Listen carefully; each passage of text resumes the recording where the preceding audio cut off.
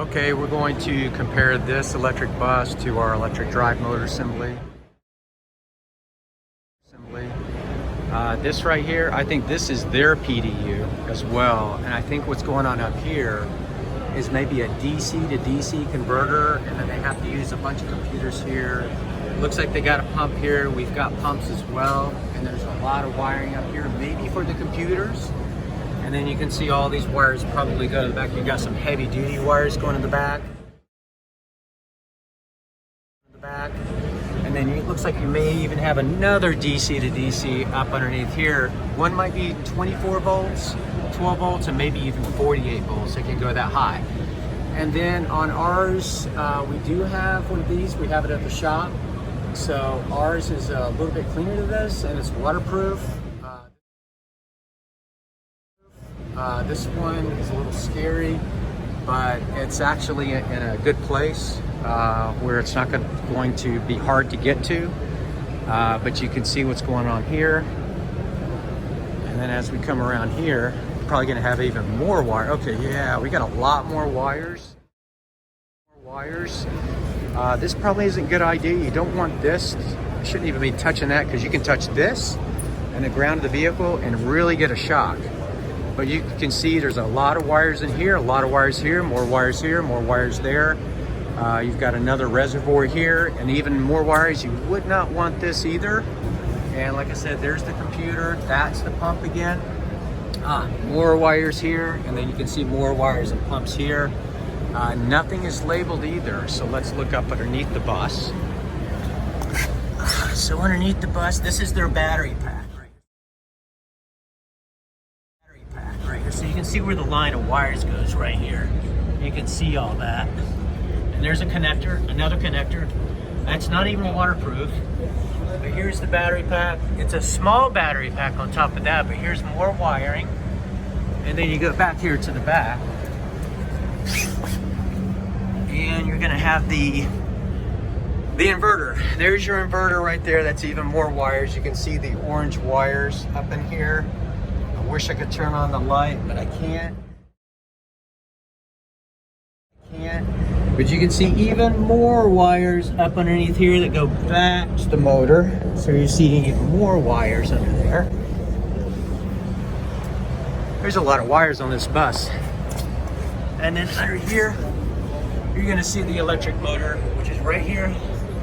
And you've got a cooling system right there with even more wires on that side. So, and then there's more wires up top.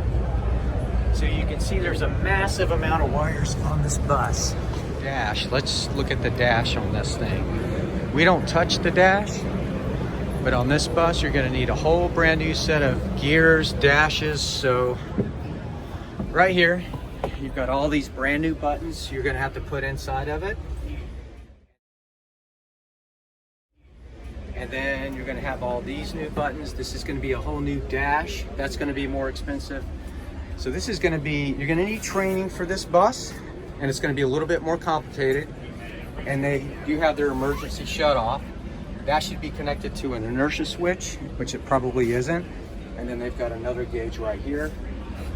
And you can see it's not even that big of a bus. So this thing's got that massive motor, and it can't even really power this bus on open highways. The bus you see, the one I did, is an 80 passenger. This is a 1, 2, 3, 4, 5, 6, 7, probably a 30 passenger bus. And look at what you have to do to this thing. Wow.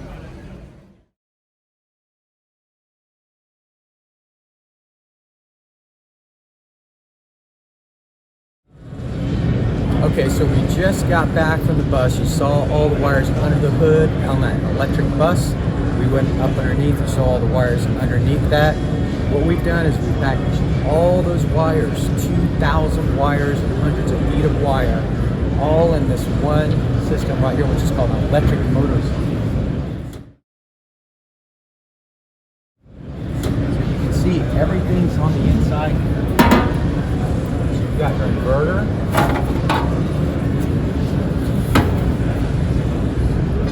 And then you've got all your wires under here. All those wires are now compacted. So here's your computer right here. brains of the whole system.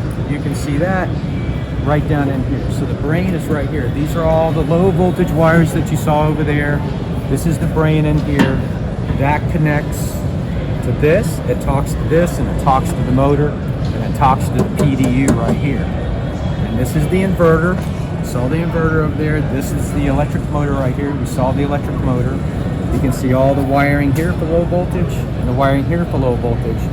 And then the rest of our wires, as you look down in here, that goes to the cab and out to the battery box right there. So let's look at the rest of this. So this is the PDU right here. So now we have the PDU. So we've got the high voltage, we've got it coming in from the inverter, and then from here, this is where the battery is. So this is where the battery pack gets connected, right here. So all your wires are in here. This is your relays, your high voltage, low voltage, telling it what to do. And as you can see, this assembly is connected to the transmission. This is our smart plate. This is our patented smart plate right here. And you can see we use the existing engine mounts on the electric bus. And then you can see we also have our own computers right here. So we talk to that computer, talks to our own computer here, which makes the Allison transmission work. And then these are the relays on this side that allows it to change gears from the first, second, fourth, and then even overdrive. Just like the original diesel version, it's now 100% electric. So what we do is we have to hook up this. We have to get this power from the battery. So we're connected, positive, negative. It's a quick disconnect. We went from plastic to metal because all the plastic we're breaking, but this is a heavy duty vehicle. So on heavy duty vehicles, we use this. So we take this, we have to power it up with the battery pack, which is over here.